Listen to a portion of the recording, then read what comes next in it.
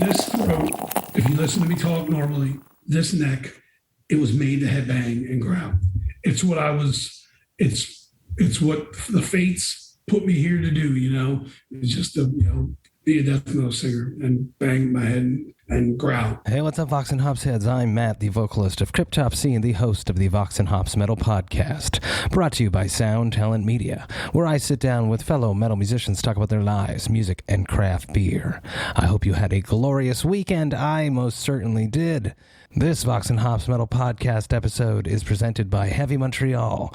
Heavy Montreal is Montreal's premier metal promoter, and they are now finally back to doing what they are meant to be doing. They are putting on some shows. They've made some show announcements for the fall of 2021, and that makes me very excited. They have just announced that Ginger is coming through here with Suicide Silence. It's going to be a killer show. I'm super excited to see what other shows they have coming up this fall for us. Fingers crossed, everything's looking good and looking better up here in Canada, and I hope it keeps going that way. I'm super stoked to have Heavy Montreal behind the Vox and Hops Metal Podcast. Before we jump into today's episode, I would just like to ask you to follow the Vox and Hops podcast on the podcast platform of your choice. But more than that, I'm also asking you to rate it and write a review, because when you do that, more metalheads just like yourself will be able to discover the Vox and Hops Metal Podcast, and that would be something that I would truly appreciate. I'd also invite you to sign up to the Vox and Hops Metal Podcast mailing list. You can do that on my website, voxandhops.com. That's VOXANDHOPS.com. And when you do that, you shall receive one email a week containing all of the details of everything that has happened throughout the past week in the world of the Vox and Hops Metal Podcast, including all the details for any episodes which I have dropped throughout that past week, if I have been a guest on someone else's podcast, as well as the updated links to the live interview Thirsty Thursday virtual hangs, and of course the links to the Brutal Awakenings playlist, which are available on both Apple Music and Spotify, and is curated by my man Jerry Monk, the metal architect himself. Do yourself a favor, sign up to the Vox and Hops Metal Podcast mailing list. This is a party that you do not want to miss. Now, in today's episode, I am with a guest that I've been wanting to be with for a very long time, someone that I've been looking forward to having a chat with. This is Vox and Hops episode number 252 with George Corpsegrinder Fisher of Cannibal Corpse.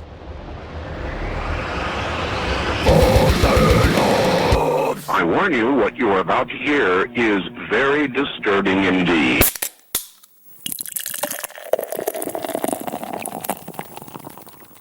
Hey, what's up, everyone? Today, I'm with George Corpsegrinder Fisher of Cannibal Corpse. It is a true honor to be with you. I've been doing this podcast for over 2 years now, and you are one person that has been on my bucket list. I've been wanting to get with you for so long.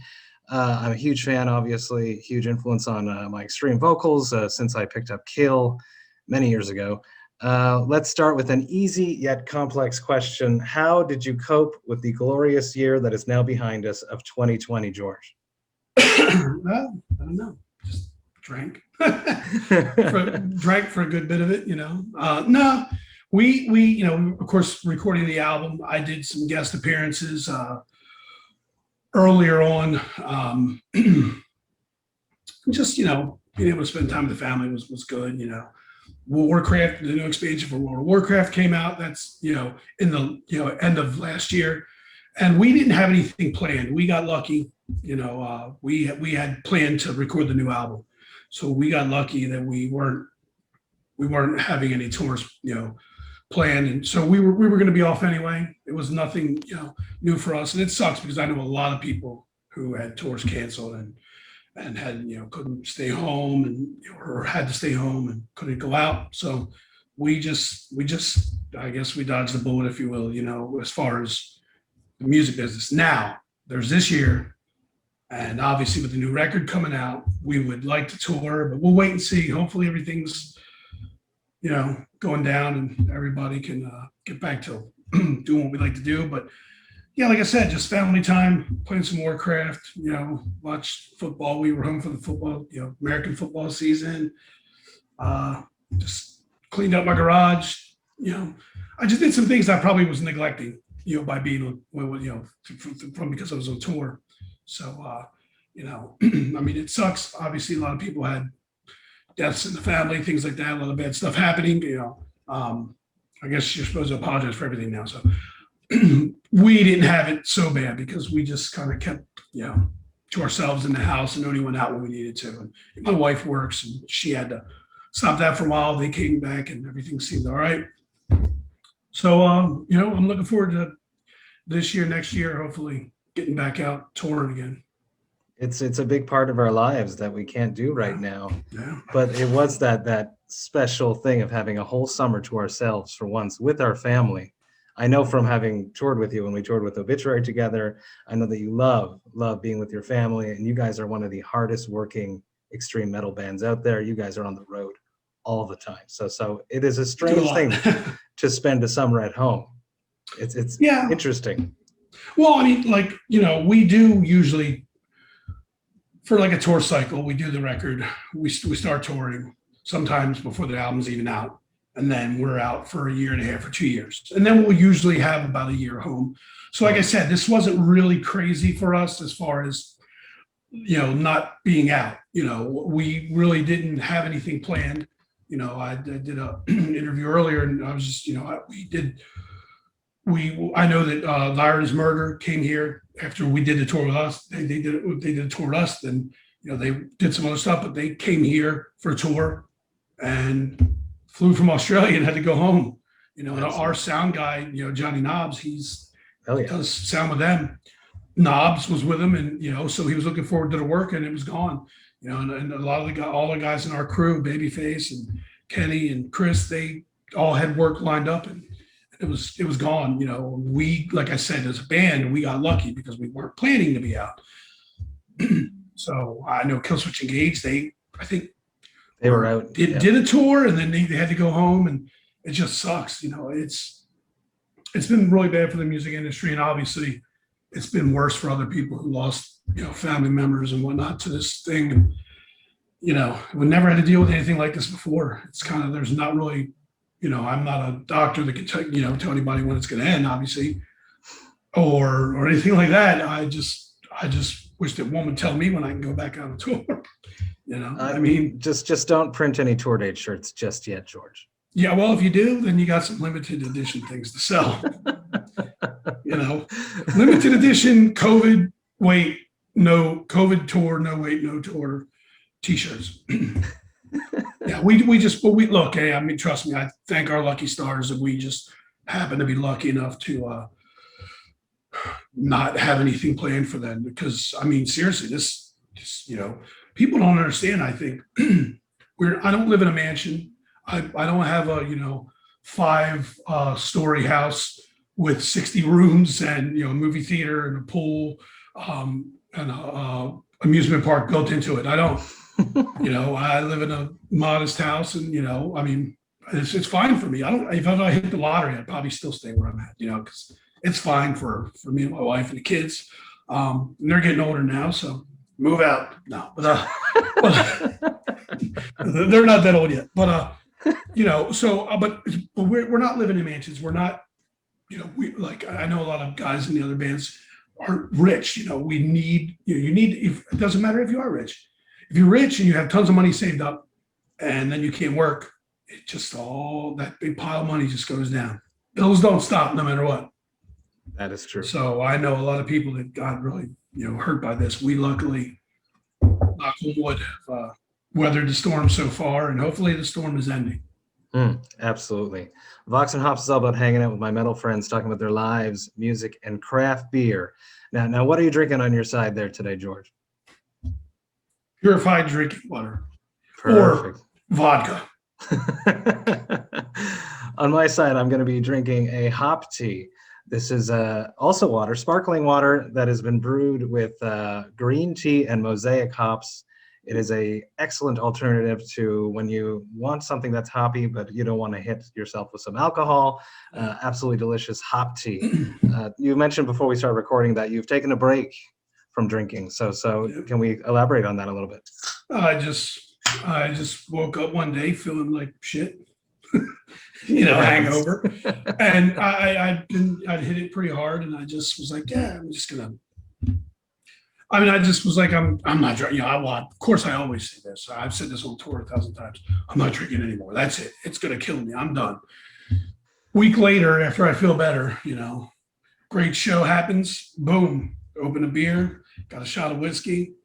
But this time I just was like, yeah, I'm just having hit it hard. And I just decided I was just not going to drink for a while.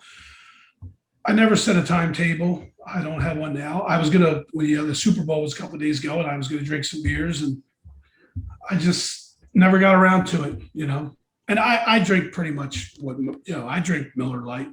So it's like most people that drink, I'm sure you would be like, Canada has powerful beers, and, you're on tour in Europe and stuff, you get powerful beers, and Miller Lite is definitely not a powerful beer, but you can drink a lot of them. So that's normally what I would be drinking. I just decided, I'm just going to, take some time off. And I never set a timetable for it. So it's not like I'm never going to stop. But you know what? Who knows? If I just, because I can tell you there's a couple of days when I woke up, even like a week ago, where I was like, man, I almost felt like I drank the night before. Or really drank a lot. Because, if you have a couple beers, you're not getting a hangover. I mean, you have to be the lightest weight person, the lightweight of lightweights champion. If you have 2 beers, I don't care if you drink the most alcohol intense beer, it shouldn't be getting you drunk. You get a buzz if you are lightweight. So I'm talking drinking, 10 beers, 7 shots where you're, and I just kind of felt like I had done that.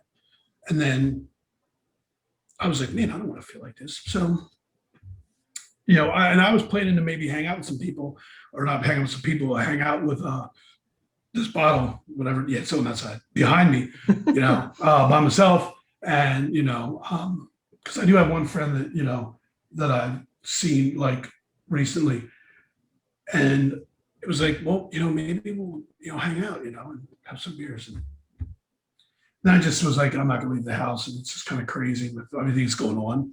But then if, like my mind was just like, starting to think, and I guess I must have been really in that much pain from that drinking spree, that every time I think about it, I'm like, because I know myself, sometimes I'll have a beer and I'm on the bus. Show's been over for a while. It's 5 a.m. Nothing good is happening after 5. Everyone else is asleep. I got my headphones in. I'm listening to some metal or some old school country music or some The Gathering or something like that, or whatever I'm listening to, or watching something, a Warcraft video on YouTube or a movie on the bus. And I'm like, all right, it's 5 o'clock. I got a half a beer. I'll drink that. I'll have one more beer, and at 5:30, I'll go to bed. Well, then watching the movie, doing whatever I'm doing. Next thing you know, the beer is still 3/4 full, and it's 5:30. Well, I'm not going to slam it. So, all right, 6, then bed. Then, of course, 6:30, 7, and then you're up. And then you wake up the next day like, why did I not listen to myself? So that's been sort of my issue. And I just really felt that I needed to get a handle on that. If I'm just going to be, because I have been known, anyone that would watch this that has toured with me, I have been known to stay up, especially on a day off. There's some days off that we played a show the night before, drinking. We get to the city where we're going to have the day off, and I'm up all day long. I'm going to bars in the city, or I'm in the bus just drinking all day long. And everyone is just like,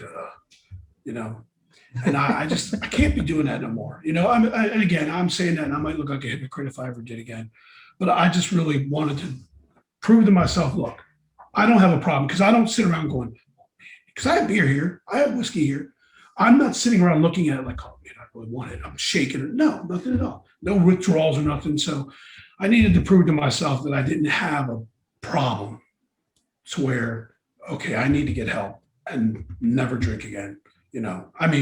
I could probably change my attitude sometimes when I'm drinking. That's another story. It's not like I'm beating anybody up or nothing like that, but just the attitude, meaning the mentality of that 10 more minutes, one more beer, 5 more minutes, one more shot.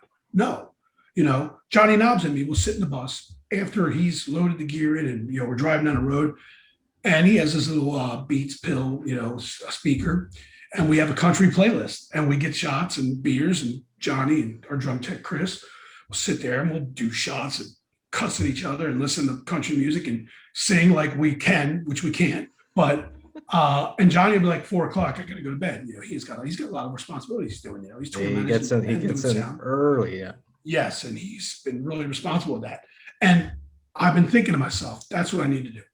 Knobs, I'm going to bed. It's 4:00. All right, let's do the shot. Boom. And then I'm just gonna, if I can't do this, then it might be over. I'm gonna follow his lead. Okay, let's do a shot and go to bed. Take a whiz, brush your teeth, go to fucking sleep. I just don't, I'm 50 years old. I'm going to be 51 in August. July. And I don't, just, it's great to party, but eventually how drunk do you need to be? Mm-hmm. And how shitty do you want to feel? So a lot of these things, and a lot of this all happened with being home, and I'm glad because, on tour, it's too easy to just fall into that trap. And I went 2 weeks or so here and there, parts and places on tour without drinking. But it was all because I was so mangled and stayed up for 2 days or something. So I don't know. Well, I know some people that have had, alcohol issues and they've given it up and they don't even look back at it. And I don't know. I don't like to look at it like that, but maybe that's, like I said, I haven't went to meetings or anything like that because I didn't feel I needed it. And if I drink again, I do. If I don't, then I don't. I'll be better off for it, I guess, or if I just drink a little bit, go to sleep, I don't see where it's a problem. But again, we'll see. Of course, once you get on tour and you see all the boys, it's like summer camp. It's right back into summer camp. Well, I hope you find the balance. 25 again. Yeah, that's a good way to put it. Balance. That's what I need to do. Yeah, I'm struggling with the same thing, trying to find balance. When is enough and when should we just rest? And rest is very important because we need to recuperate, especially on tour. Nobody wants the party to be over. And here's the thing. If you're let's say we're playing a place, let's say let me think of a good place. Santa Ana, where they have the backstage, out back, the buses and all the things are there. And everyone after the show, usually you play in LA the next day. So it's like we're staying all night and the party is going on. And then every once in a while people leave and then there's nobody there. I'm still up and I'm drinking. And it's like, what's the point? The party's over, dude. Okay, we had fun. Go to sleep. I will never be the guy that leaves before the party's over. I don't think that would ever happen, but it wouldn't be bad if I was. And for me, and also I would just say that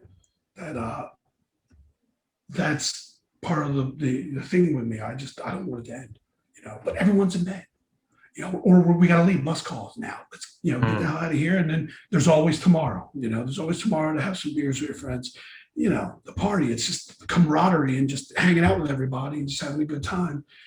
And people like me just don't want it to end, I just want it to keep going. And then when everyone's gone, I'm like, well, now I can listen to whatever music I want. I can watch whatever movie I want. I got the whole bus to myself. Everybody's in bed. And that becomes a problem. It's just like, you know what? Just go to fucking sleep, dude. Oh, trust me. And some of the guys have come out from the back of the bus and they're like, go to bed already. And I'm like, I am. And then, of course, I don't. So with that, let's do a shot of water. Yes. Hydrate those vocals, which I want to talk about. We talked about this when we were on tour together. I was very interested. I meticulously warm up.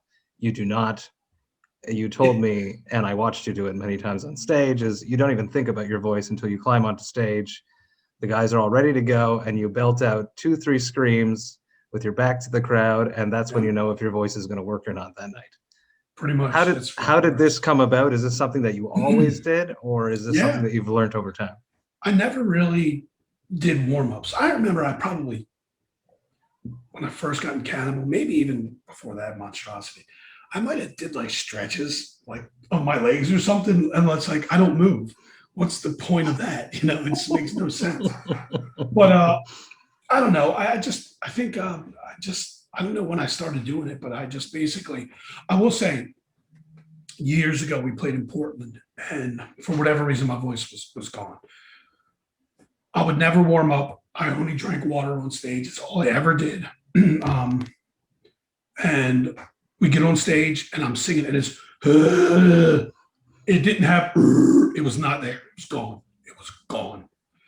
It just didn't have a catch. It didn't go over that. It just was like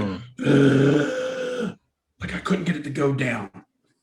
And it's a scary, horrible moment. Well, we had a drum tech that was our drum tech at the time said, hey, drink some soda. It'll help give you the catch. And I'm like, what the hell do you know? How would you know? Come on. No, I drink water. You cannot. He's like, dude, I'm telling you, I'll run down and get you a soda in between songs. He runs down and gets me a soda. I take a sip. Syrup's in my throat. And after all the years of never having done that, it was like totally foreign and weird. But after a couple of songs, I at least got through the show. It wasn't my best show, but I had a little bit more catch. I could get the deep stuff in. And so the next night I became paranoid. I was like, I need a soda. Put me a soda on stage. And then it just eventually became a crutch. I was always drinking soda on stage. And now, since then, I have been off and on from drinking soda on stage. But when my voice was bad, the magic syrup. I mean, when I record, you know what I mean? I always have sodas. And if it's not working, Rutan will be like, dude, you gotta go get some sodas, you know, or do we got a soda here? And I'm like, yeah.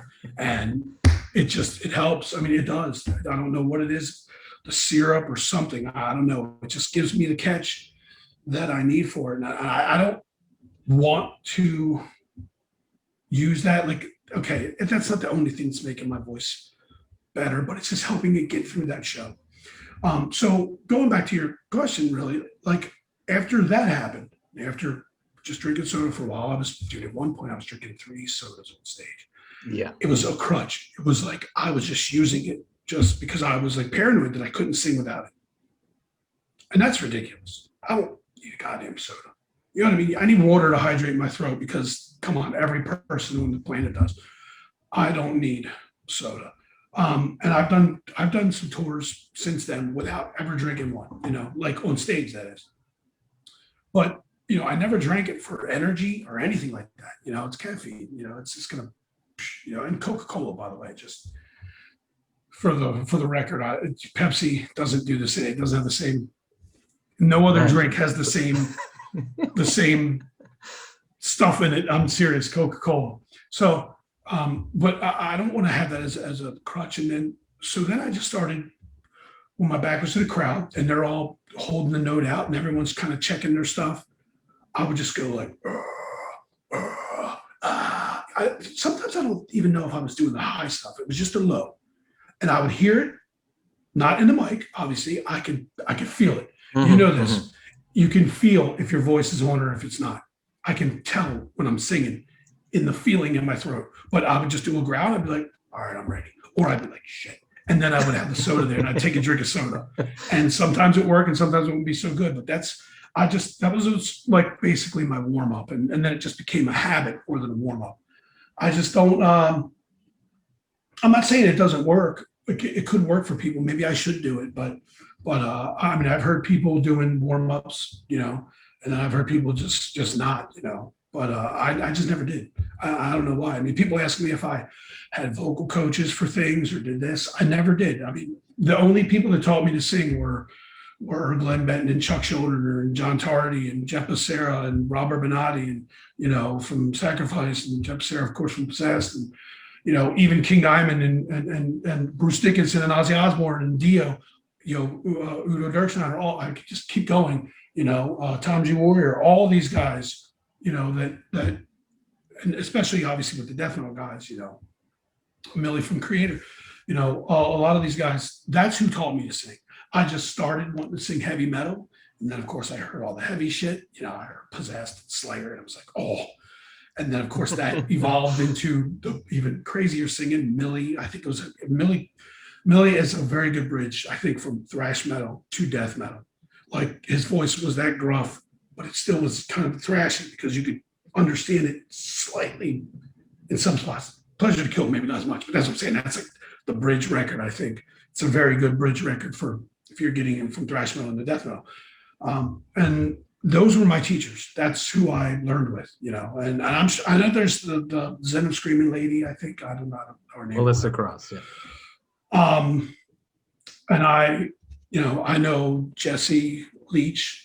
I think he's worked with her, and I think Randy from Lamb of God. Yes, both of them have. Yes. I know Eddie from Suicide Silence, I believe, did too. But anyway, the point is, and that's great. I grew up in the '80s and just was screaming in my room, pissing off my grandmother and my mother, my parents, and just, and that's just how I learned to sing. And then, I met these guys and they knew that I knew every lyric from every record. And they're like, dude, you should sing in our band. We see you at all the shows and you're just headbanging all the time. And then you're screaming all the lyrics. And do you know all the lyrics? And I'm like, yeah, I know everything. I know all the Testament lyrics, and I know all the Forbidden lyrics, and I know all the lyrics from Mayhem, and I know all the lyrics from this band and that band, and and Slayer and whatever. And they're just, well, you should sing. And then I'd already been screaming in my room. I don't know why. It's kind of like when you're in a car and you start singing. I would just put a record on. I'd be sitting in my room, like jamming some Slayer or something. And I would just sing it. And I wanted to sound like Tom Araya or whoever I was listening to. I tried to emulate those guys. And when I was doing that, it was never like for the first few years I was doing that, or maybe the first 10 years, I don't know, from when I first heard Black Sabbath. I was just trying to sing along with him. I was never thinking this is going to be my life. But once I really got into music, once I really started listening to heavy music, I started thinking this is what I want to do. And I still, though, was just singing in my room just because I was singing. I don't really think I was trying to emulate them, to sound like them, but I wasn't really thinking about like, this is going to get me in a band. I just met some guys and we started jamming, and that was that. That was my first band, Corpsegrinder. They were just like, hey, come over to the guy, the drummer, Mark Hans. He lived on the same street as my girlfriend, who's now my wife. They lived on the same street. And I'm like, Crazy. Dude, I'm walking up and down the street with my girlfriend, and you live here and you haven't seen me. He's like, oh, where do you live at? I'm like, I live in pretty much the same neighborhood as him. So we started jamming in his basement, and he just remembered me from all the shows and whatnot. And, this long story I'm giving you. It's basically that I just started jamming with them, and the rest, I guess, is history. I guess I was good at it, and they kept me until I met guys and really did monstrosity. We'll wrap this up with one thing that the whole world is very concerned about. I went on tour, and my sound man noticed that by the end of the tour, my neck had grown considerably. So we did another tour a few months after that. And we did a test where we measured my neck at the beginning and at the end, and I gained 2 inches from head down. Yeah. So the world is concerned that your neck is not going to be where it was. Oh yeah, I saw that somewhere. Someone said, "Did your neck shrink?" How are you keeping it in shape, and how are you going to prepare it for when you get back out on the road there? Well, it's kind of like how I approach getting on stage. I don't warm up or nothing. I mean, I really don't. Seriously, if I do this, these headphones on, I can hear like little, but knock on wood, again, I don't have any neck troubles or neck pains or anything. I think maybe because of my style of headbanging, like I haven't had any of the issues that I think some other people have had, because I'm doing this. I'm just doing the circular motion. So, I mean, look, people have asked me like, how'd you get your neck so big? Like I've had security guards who aren't particularly fans of the band just asking, dude, how'd you get that neck so big? And I'm like, did you see the show? And they said, well, I see every once in a while, if I look back, you're just whipping your hair. And I'm like, that's it. I've seen like, and I get tagged in all these videos, these guys at the gym with those straps on their necks, and they're doing this with all this weight. I'm like, I never did any of that. My neck got big from just head spins. And I will say that, like, I don't know, I don't think I've really said this in many interviews, but I did have the chance to tell him this, albeit I was a little drunk, and he was looking at me like, dude, come on, you're bugging me. I'm not really bugging me, but he was very courteous and gracious. But Tom Araya is the main reason that I headbang the way I do. Now, he did the figure 8, the infinity, where he went like this and his hair was just like that, It was the infinity, the way his hair whipped. And I just evolved it into just spinning it around, And I mean, he was the main reason. When I, when I saw Slayer play and I saw, the Ultimate Revenge video, I think it was, that they were on, with Exodus and whatnot. And it was just like, holy shit.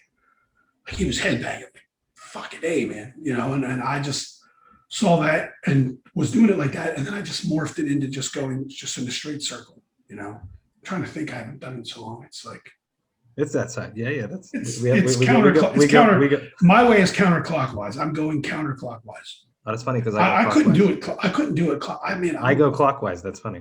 Yeah, it's weird. Yeah, but mine's counterclockwise, and it's just because I just morphed it into doing that. And luckily, knock on wood, I've never had any issues with my neck. Like I said, I hear little kicks and cracks, and I mean, hey, I am 50 years old, and so who knows? And that is one thing, like I've been thinking about as well. Have I given myself extra years because I haven't been singing and my voice is allowed to rest, or has that hurt me? And same with my neck. Have I given my neck enough rest that if I start going again, it's going to take longer to get back into the groove? I don't know. I will say, like I said, though, we kind of had this time planned off. So we're probably going to now have more time than I would have. And we never had it like this, but I think it'll be fine. This neck is just, look, this throat, if you listen to me talk normally, this neck, it was made to headbang and growl. It's what it's what the fates put me here to do, It's just to, be a death metal singer and bang my head and growl. So we'll see. We'll see what happens when we eventually, hopefully, get to go back out. Absolutely. George, thank you so much for taking the time, having a chat with me, talking about your life, music, and craft beer, talking about beer. Everyone get ready. Violence Unimagined will be dropping via Metal Blade Records April 16th. Thank you so much, George. Cheers. Man, take it easy, man. Be safe. Hey, thank you all so much for listening right to the end. You know that I love and appreciate that. Man, do I love hanging out with George. He's just the coolest dude. And this was no exception. I had an absolute blast having this conversation with him. He is a legend. He is probably one of the most influential death metal vocalists out there. He's still killing it. Violence Unimagined drops this Friday. And trust me, people, it's a killer album. I am so stoked about it. Cannibal Corpse never disappoint. And this one also just absolutely destroys everything. Violence Unimagined comes out this Friday via Metal Blade Records. Check it out. Do it. You will not be disappointed. If you enjoyed this Vox&Hops episode, you should follow the podcast on the podcast platform of your choice. But more than that, you should also rate it and write a review, because when you do that, more people just like yourself will be able to discover the Vox&Hops Metal Podcast. You should also sign up to the Vox&Hops Metal Podcast mailing list. You can do that on my website, voxandhops.com. That's VOXANDHOPS.com. And when you do that, you shall receive one email a week containing all of the details of everything that has happened throughout the past week. Do yourself a favor, sign up to the Vox&Hops Metal Podcast mailing list, because I don't want you missing a single thing. The Vox&Hops Metal Podcast is brought to you by Sound Talent Media. I have one more episode coming at you this Friday, but until then, remember to enjoy life, metal, and craft beer. Cheers, Vox&Hops heads.